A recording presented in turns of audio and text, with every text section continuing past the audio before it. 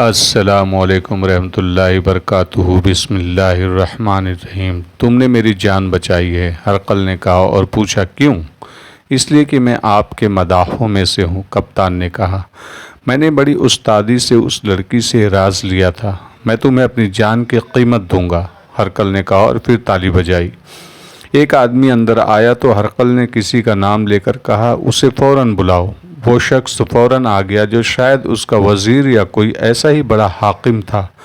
ہرقل نے اسے کہا کہ اس کپتان کو اتنا انعام دے دو۔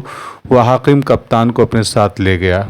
ہرقل کی اس ذہنی اور جذباتی کیفیت میں یہی توقع رکھی جا سکتی تھی کہ وہ اسی وقت مصر حکم بھیجے گا کہ مقوقس کو معزول کر کے قید میں ڈال دیا جائے، یا یہ کہ مقوقس کو فوراً بزنطیہ بھیجا جائے۔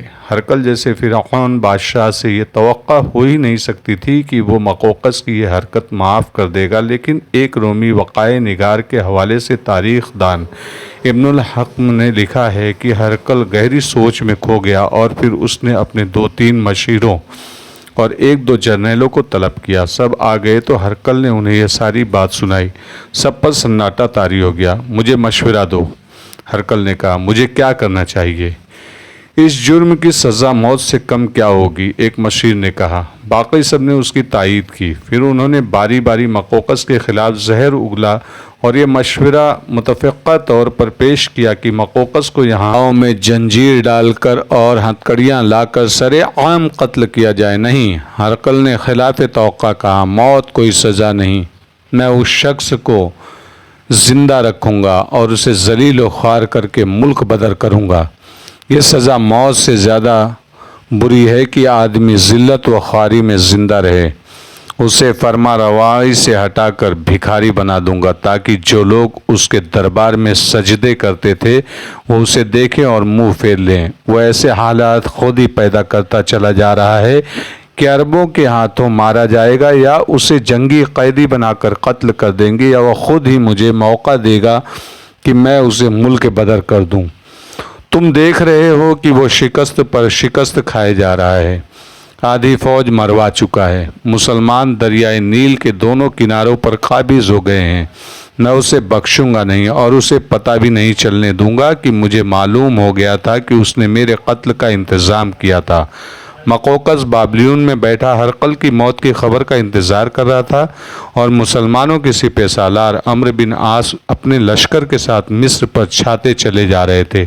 مقوقس کو صرف یہ کامیابی حاصل ہوئی تھی کہ بنیامین کے کہنے پر قبطی عیسائی رومی فوج میں شامل ہونے لگے تھے۔ مقوقس اور اس کا جرنیل تھیوڈور قلعہ بابلیون میں بیٹھے ہرقل کی موت کی اطلاع کا انتظار بڑی ہی بے تابی سے کر رہے تھے۔ ان کے اندازے کے مطابق اتنے دن گزر گئے تھے کہ اب تک اطلاع آ جانی چاہیے تھے۔ دن پہ دن گزرتے جا رہے تھے اور ان دونوں کی بے تابی بڑھتی جا رہی تھی۔ ان دونوں نے یہاں تک سوچ رکھا تھا کہ حالات سازگار ہوئے تو ہرقل کی موت کی اطلاع کے فوراً بعد مصر میں اپنی خود مختاری کا اعلان کر دیں گے۔ یہ دونوں ذرا مل قبطی عیسائی تھے۔ انہوں نے ہرقل کی عیسائیت کو قبول نہیں کیا تھا۔ ان کا یہ عقیدہ ہرقل نے صرف اس لیے برداشت کر لیا تھا کہ مقوقس مصر کا فرما روا تھا اور جرنیل تھیوڈور اتربون کے بعد دوسرا بڑا ہی قابل اور تجربے کار جرنیل تھا۔ اس حیثیت کے علاوہ ہرقل کو معلوم تھا کہ تھیوڈور کو مصر کے قبطی عیسائیوں میں خصوصی مقبولیت حاصل ہے۔ ہرقل مقوقس اور تھیوڈور کی دوستی میں بھی آگاہ تھا۔ ان دونوں کی ناراضگی سے ہرقل ڈرتا تھا۔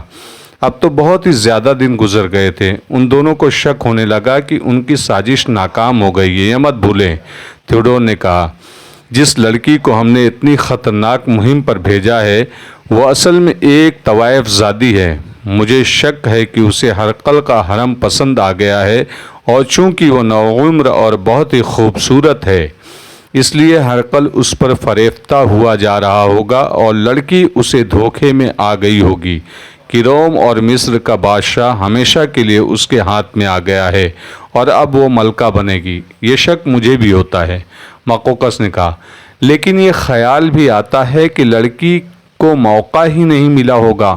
دونوں نے اس مسئلے پر غور کرنا شروع کیا تو اس فیصلے پر پہنچے کہ اپنا کوئی جاسوس سکندریہ بھیجا جائے جو یہ معلوم کرے کہ ایک لڑکی 2 آدمیوں کے ساتھ کس جہاز پر اور کب بحیرہ روم کے پاس جانے کے لیے روانہ ہوئی تھی۔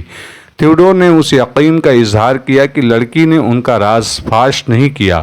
اگر ایسا ہوا ہوتا تو اب تک مقوقس اور تھیوڈور ہرقل کے قید میں ہوتے یا اب تک انہیں جلاد کے حوالے کیا جا چکا ہوتا۔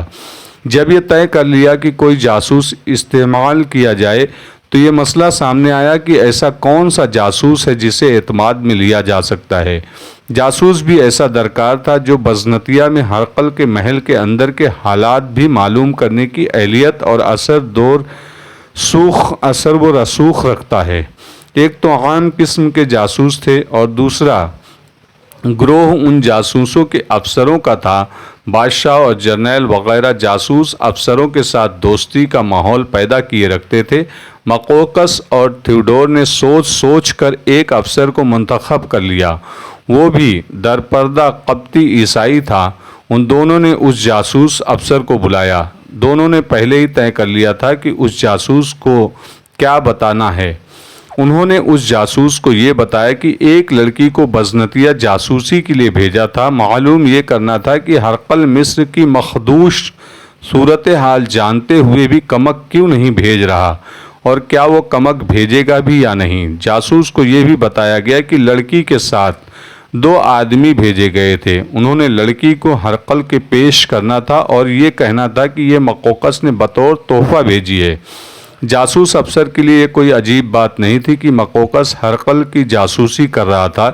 جاسوس جانتا تھا کہ ہرقل نے اپنے جاسوس مصر میں بھیج رکھے ہیں جو یہ دیکھتے رہتے اور ہرقل کو پیغام اور اطلاعیں بھیجتے ہیں کہ مقوقس اور جرنیل یہاں کیا کر رہے ہیں اور ان کی نیت اور ان کے ارادے کیا ہیں۔ اگر مقوقس اور تھیوڈور ہرقل کی نیت اور ارادے معلوم کرنا چاہتے تھے تو یہ کوئی عجیب بات نہیں تھی۔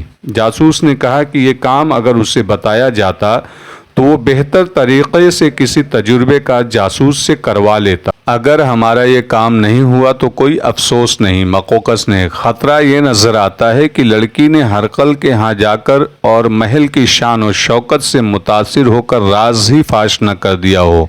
ہمارے دونوں آدمیوں کو تو واپس آ جانا چاہیے تھا۔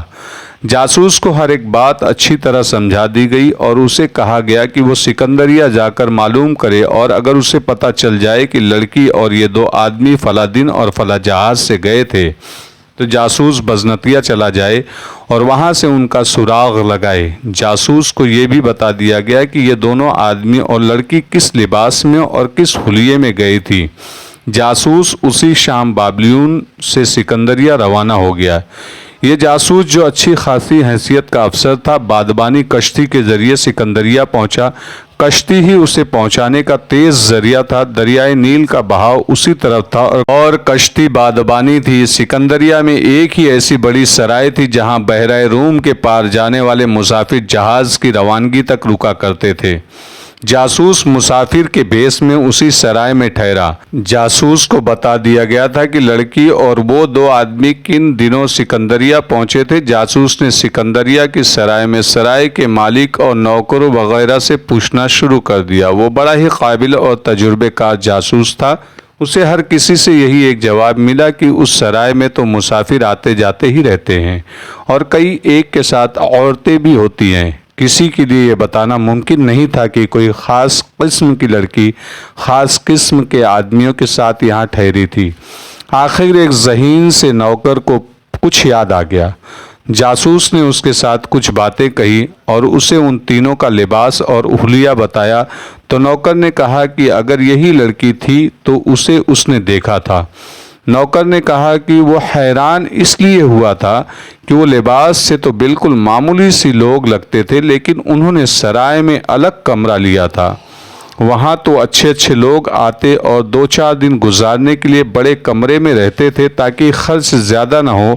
یہ تینوں یعنی 2 آدمی اور ایک لڑکی ایسے کمرے میں ٹھہری تھی جو امیر کبیر لوگوں کے لیے ہی بنائے گئے تھے۔ نوکر ان کے ساتھ کمرے تک گیا تھا۔ اس کے بعد بھی وہ چند مرتبہ کمرے میں کھانا لے کر گیا اور ایک بار لڑکی جو ہر وقت چہرے پر نقاب رکھتی تھی بے خیالی میں نقاب ہٹا بیٹھی اور نوکر کی نظر اس کے چہرے